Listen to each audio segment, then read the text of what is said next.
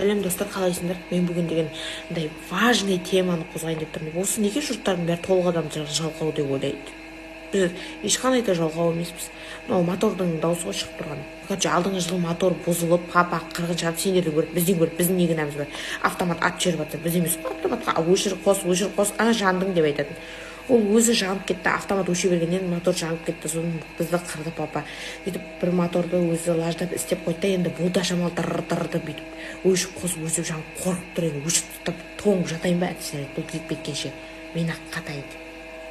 Өте салқын тиіп қалса 25 теңге салқын тигізуге болмайды. Сол айтайын дегенмін, толықтар неге бәрі жалқау деп ойлайды. Мысалы Японияда мынандай пословица бар екен, жұмысқа толық адамдарды алмайды екен да, ну бірден уже потенциально жалқау деп ойлайды толық адамды. Ештеңесі жоқ. Бізден ол үйге келеді, ол кешке қарай мама жұмыстан кейін настроение болмай келсе, короче, тиіседі да, сендер бүйтіп жатсыңдар. Мен байғұс ше бетім ісік болғаннан кейін өмір ұйықтап тұрған сияқты отырмын ғой. Именно мама кіре берсең кірпе жатқандай бетім томпақ қой, енді шашым жалбырап шығып келіп тұрса, мен үйде әдемілеймін, сыланып жүрмейсің ғой, сөйтіп шығып келіп тұрсам, бірден маған көз тиді, маған тиеді ғой, сен ондай, сен бұндай, ерте тұрмайсың, неге өйтесің, бүйтесің. Мен ешнәрсем кетіп тұрдық, мен байғұсын бетім ісік болып тұрғаным болса, мен бағана тұрғанмын. Мына екеу келінім мен сестрамды айтамын, бұлар деген вообще абарық болғандар болса, ештеңе тындырып жүрген жоқ. Вообще просто түрлері сондай бүйтіп әбіржі бір қырғын тіршілік істеп жүрген адамдарға ұқсайды. На самом деле оларда на расслабоне гайбуши деп жүрген адамдар, олар даже әбетте ұйықтамағандар, келінім деген. Сол сөйтіп айтады, бейшара қасқырдың аузы жесе де қан, жемесе де қан деген рас қой, шын ғой, рас қой. Бірден осы бір талтысты ұйықтап атайық, просто мысалы бөлмеге кірдік дейді, менің ұйықтасым енді өзім салмағым болғаннан кейін баршылық қой, тоңқиып жатамыз ғой, дөңкиіп ше біраз жерді алып. Неприятно, да, смотреть, сондай ма? Білмеймін, енді өзім приятно ма, неприятно білмеймін, сыртынан қарап көрген жоқ. Олар деген бүйтіп мүжірейіп, бүйтіп бір бұрышта жатады ғой, бір тоңып қалған түнімен тіршілік істеп ұйықтай алмаған адамдар, біз бүйтіп дөңкиіп жатқанға айтады, мама айтады, дөңкиіп жатып алыпсың ғой, тіршілікті қырып жатқандай, мыналарыңды қырып жатқан жоқ, білмеймін, бірақ бұлар неге мүжірейіп жатқан, қорқып сонша. Сол мен сендерге айтайын деген, ешқандай да несі жоқ, неше түрлі адамдар бар, толық деген.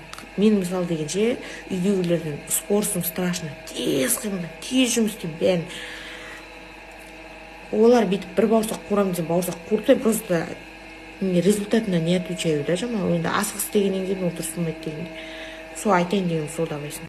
Достар, бүгін бізде боевой раскрас, өйткені мен ең әдемі подругамен кездестім, ең әдемі қасына саматтенкі түсіп кетпеу керек, шамалы бетімізді хотя бы дұрыстап қояйық. Ол боянбай шықпаса да сұлу ғой, құрсын андай подругалар болады ғой, қасаңда андай тым инстаграмға ешнәрсе салмайды, бірақ ол сұлу ше вообще. Бізге бірінші этап керек. Қолды неге ұстайды? Мен көрмей жатсыңдар ма? Көрініп тұрған сияқты ғой. Мынау крем. Кремді жағып. Екінші этап тональная основа, жуылған спонж. Жуылмаған. Тональныйды аямаймыз. Қорқатын болсаңдар арзанын алыңдар, сол кезде аямайсыңдар. Үшінші этап пудра айырспун. Томпақ қыздарға кеңесім, егер жігіттер сіздің ішіңіздегі майыңызға әсер қарамасын десеңіз, онда бетті осылай бояңыз. Беттен ары түспейді. Шоқ болып. Төртінші этап консилер. Бетіміздің сүйектерін шығарамыз. Кейін румяна. Сосын Мила для бровей. Қасымызды шырамыз. Сосын тени для бровей мен қасымыздың жоқ жерлерін боямыз. Енді қасымыздың жан-жағын тазалаймыз, границаларын. Қасты болдық, енді бізде көз. Мен көзімді өте қатты боямаймын. Слегка осындай қоңыр цвет аламын да бір басып шығамын. Тең жақ болдым, енді осындай қара карандашпен ішін бояп шығам. Қоңыр да болады. Міне қоңыр. Көзімді болдым бояп, енді осындай щипцемен қасымды қайырам, кірпігімді қайырам. Дома не повторять, особо опасно ма? Кірпігім түсіп қалды.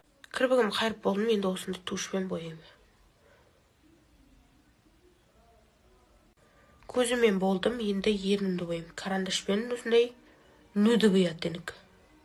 Сыртым бояп болдым, енді осындай блеск жағам. Тоже қоңыр цвет.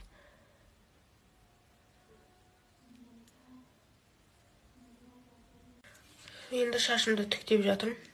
Тіктей салам, мен бүйроласам, күдет болсын башым. Тіктейсем де бірақ гладкий болмайды, но менде арзан өте жоқ. осылай шамалы жартысын жинап қойдым, әйтпей арыстан сияқты болып тұрамын. Мен осылай киініп алдым. Мынау классический шалбарым осындай ремеймен киетін. Сосын подсветка үстіне осындай водолазка кидім. Бізде күн салқын болып кетті қайтадан. Мороз. Как всегда, мынау қара, ішіне саламын. Салфеткаға мұрным. Мынау себетін мұрынға.